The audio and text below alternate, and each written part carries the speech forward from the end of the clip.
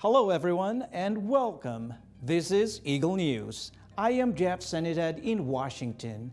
It's Saturday, October 28, 2023, here in the nation's capital. The U.S. House of Representatives is no longer paralyzed. The lower chamber of Congress finally elects a new speaker.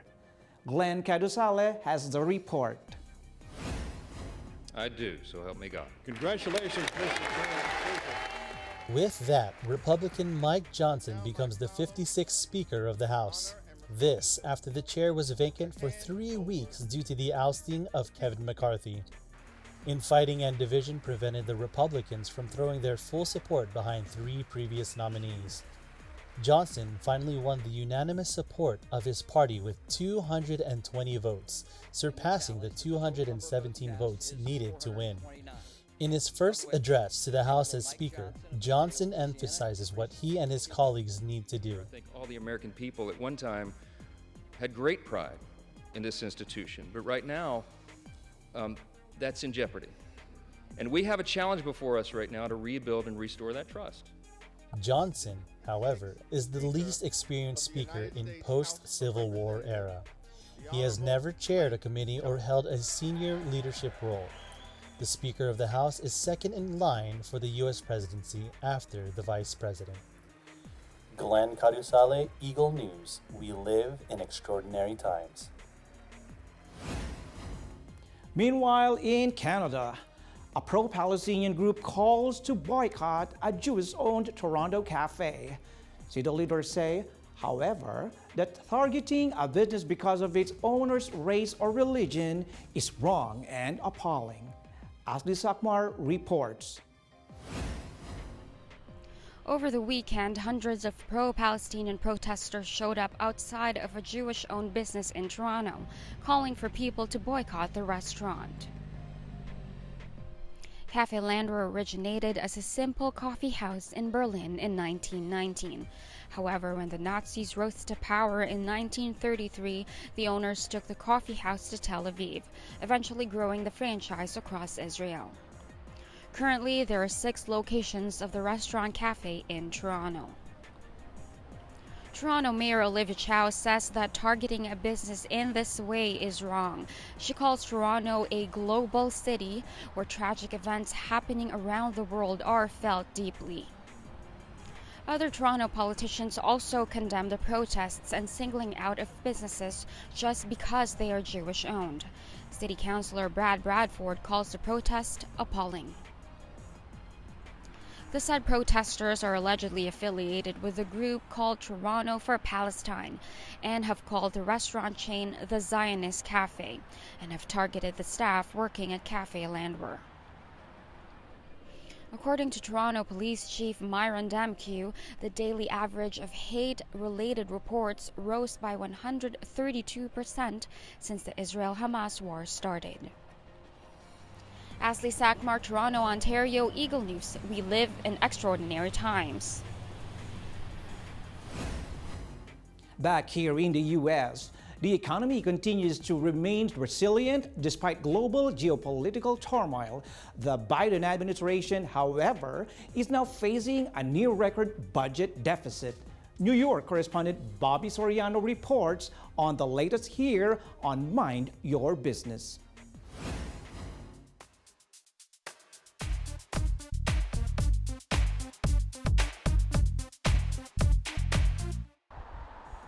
The latest deficit numbers are in, and they are definitely raising some eyebrows.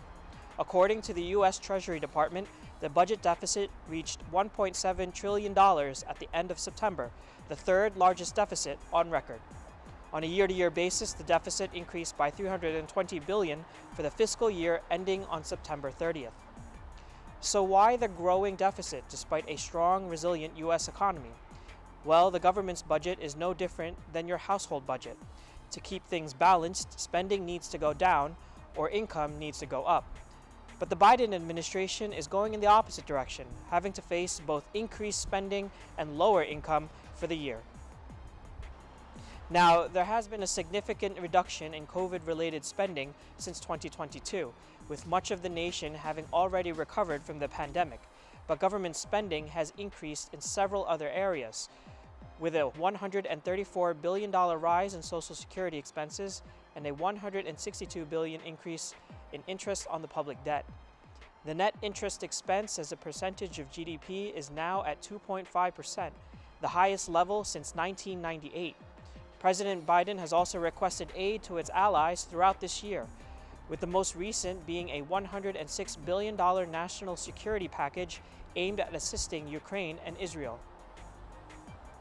On the flip side, income has decreased, with tax revenues having fallen to only 16.5% of U.S. GDP in 2023.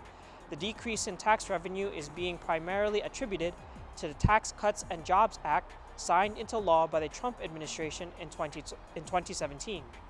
This fiscal situation could add pressure to President Biden's 2024 re-election campaign, with polls showing the economy as a central concern for most U.S. voters. It may also influence ongoing budget discussions in Congress, as the next deadline to address the budget and prevent a government shutdown is set for November 17th. Bobby Soriano, New York, New York, Eagle News. We live in extraordinary times. In other news, according to a new Centers for Disease Control and Prevention report, the number of health workers here in the country who reported harassment at work in 2018 more than doubled in 2022. This, the report says, has significant implications for health worker mental health. Rosel Feria tells us more on Health is Wealth.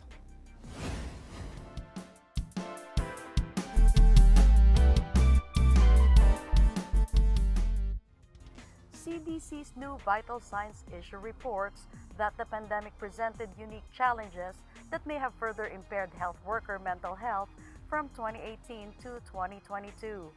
These challenges may have also increased health workers' intent to quit their jobs. More than double the number of health workers reported harassment at work in 2022 than in 2018. Harassment may include threats, bullying, verbal abuse, or other actions from patients and co-workers that create a hostile work environment. The health agency is calling on employers to modify working conditions and change aspects of the organizational structure associated with health workers' poor mental health. The study suggests changes that include allowing health workers to participate in decision-making, building trust in management, providing supervisor assistance, and enough time to complete work. It also encourages preventing and paying attention to harassment reports. Rosel Feria, Washington, D.C. Eagle News. We live in extraordinary times. Extraordinary stories from ThomasILikness today, from a 25-year-old vegetable orchestra in Vienna to pro-environment wedding photos in Taiwan to radio dramas in the Philippines using social media to widen its reach. All these and more on Correspondent at Large.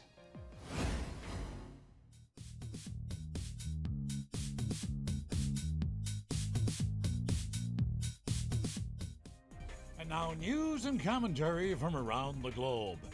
Environmentalists in Vietnam say they are the target of a government crackdown.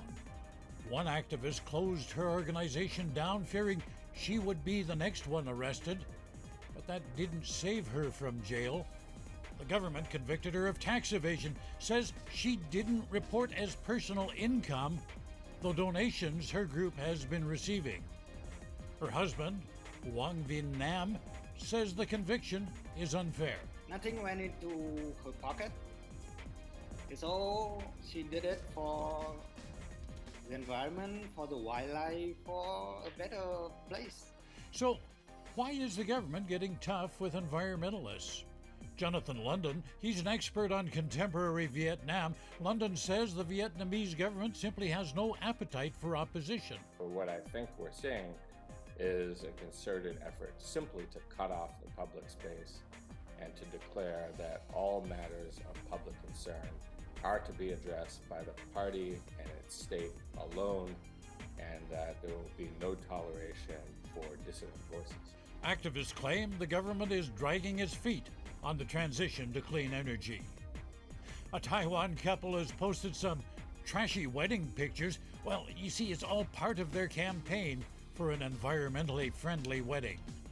Iris Chouet and her fiance posed for wedding shots in front of a mountain of trash at a local landfill. Now, Iris is a Greenpeace campaigner.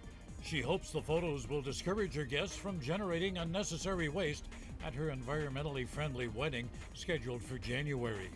Among other things, she's asking them to bring their own containers for taking home leftovers. Now, this is just plain weird, but it seems to have some staying power. It's the Vienna Vegetable Orchestra.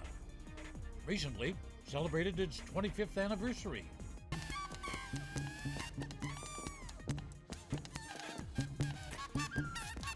This group of friends got together in 1998. They like to play music, but they only use vegetables. Now, these instruments have no shelf life and have to be made before each performance. It takes about 70 kilograms of produce to make the instruments for a concert, then another 3 hours to carve them out. In the past quarter century, the orchestra has performed more than 350 times all over the world.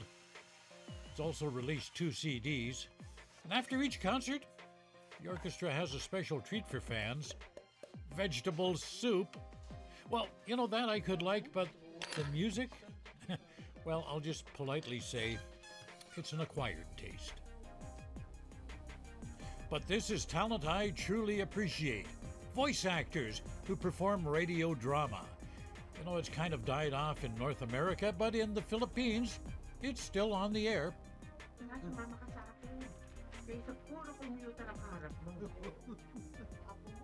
Television, social media, and video live streaming have overshadowed these radio plays, but they still have many long-time listeners: the elderly, farmers, factory workers, taxi drivers, to name a few. They still tune in daily to catch the latest episode of their favorite program performed by actors like these. And what about sound effects?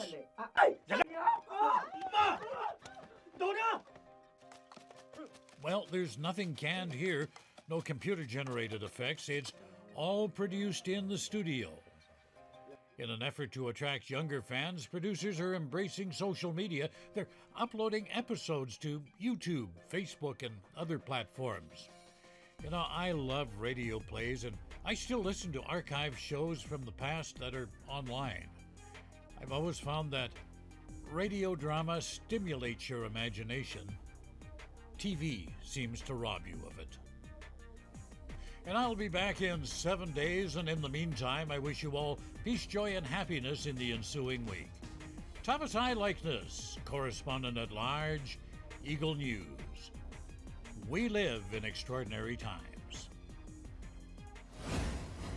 150 international delegates from 14 countries, along with 350 participants, joined this year's World Indigenous Business Forum in Papua New Guinea. In Port Moresby, Iko Artaleza Quinola on Oceania at a Glance.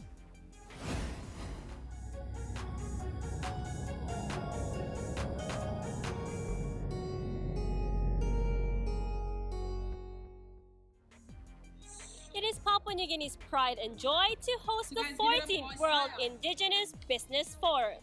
Speakers from different countries talked about connecting and sharing with and inspiring people when it comes to the business world. What's important is an assessment of the overall economic situation and understanding what creates a solid, sustainable economy for the people of the country are the indigenous and small business owners, those entrepreneurs. They're the ones that take risks, and they're the ones that take risks on our own people. The 3-day global event was held at the APEC House in Port Moresby, organized by Papua New Guinea's leaders. All in all, we are looking for more trade, investment, creation of more jobs, and the development of our economy and our country as a result of investment in hosting such a world event. After this forum, we'll be going down to Australia for the PNG Mining and Petroleum Conference. On behalf of our capital city, I extend a warm welcome to our distinguished international delegates, to this remarkable city of Port Moresby, where the communities of 1,000 tribes is in one amazing city. Prime Minister James Marape urges investors to explore trade opportunities in Papua New Guinea. Government is also cognizant of the fact that we need to have the enabling environments. We're working our very best to eliminate impediments in commerce, trade, and business to ensure our local business prosper and grow. Local business owners showcase products, forge partnerships, and widen market prospects among the diverse countries represented at the forum. From Port Moresby, Papua New Guinea, Echo Hortaleza Quinola, Eagle News, we live in extraordinary times. For this week's adventure awaits, Nanita Manawis takes us along on her visit to one of Denmark's gems, Copenhagen. Take a look.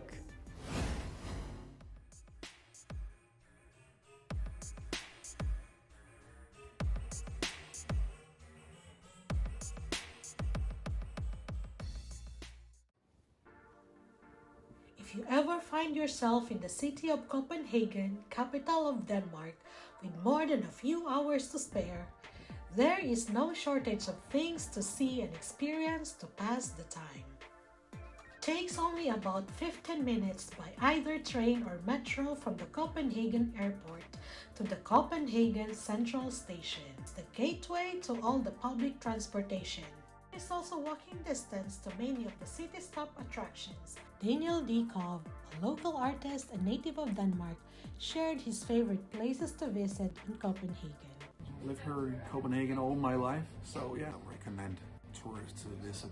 Would definitely be Tivoli amusement park. I mean, it's so beautiful, atmospheric, like local, and authentic Danish. At the same time, very multicultural, so I definitely recommend that place. And in 1843, it is the world's second oldest amusement park. The Tivoli Gardens is said to have inspired fairy tale writer Hans Christian Andersen and Mickey Mouse creator and Disneyland founder Walt Disney.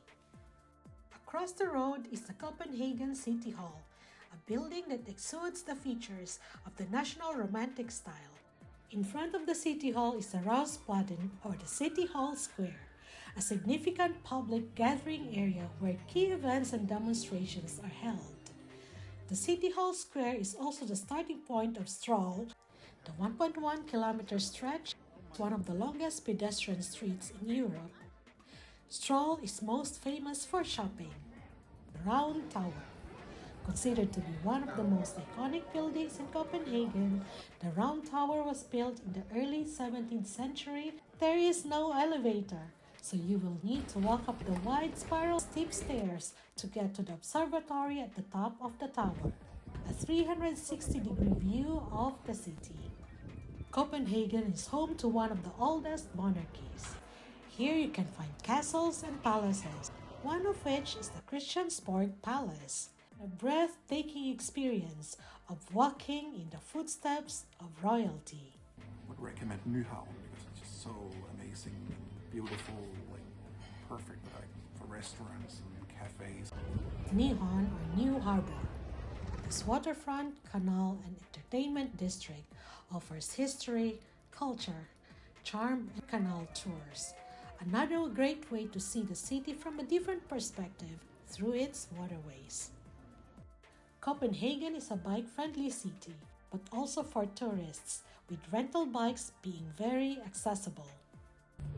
But almost the same mandatory thing would be The Little Mermaid because of its history, because of the book. It doesn't get more Danish and classic than that, so I would definitely say The Little Mermaid as well. There is so much more to see and experience in Copenhagen, but I hope you enjoyed this brief tour of the city. In Copenhagen, Denmark, I'm Nanita Manawis for Eagle News. We live in extraordinary times. Now, it's time for Word of the Week. Here's Shen Karusale.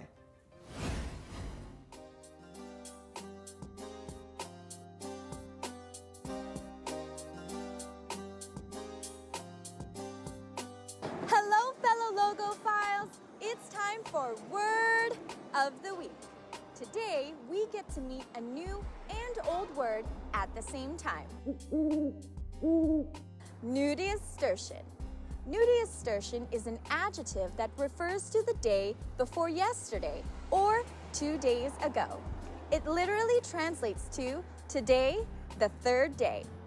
Cultures Connection says, unfortunately, this word of Latin origin has fallen into disuse. In a sentence, it may be used like this: I had my midterm exams, Nudiustertian, and I'm glad it's over. Oh, and here's a bonus.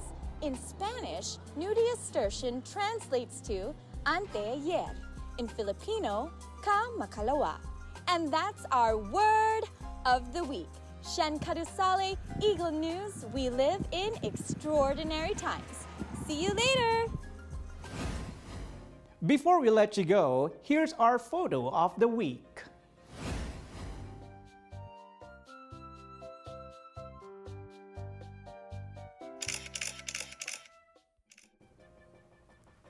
This is the Gullfoss Falls, translates to the Golden Falls in Hvítá River Canyon in southwest Iceland.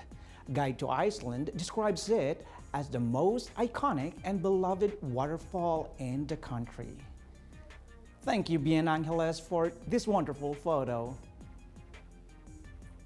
On behalf of the correspondents of Eagle News Live, we wish to greet the Executive Minister of the Iglesia ni Cristo, Church of Christ, Brother Eduardo Manalo, a happy birthday. And thank you all for joining us again. If there are stories or topics you want us to share with you, just comment below. Follow us on YouTube, Facebook, and X at Eagle News Live. I am Jeff Sanidad. We live in extraordinary times. Stay happy and healthy, everyone.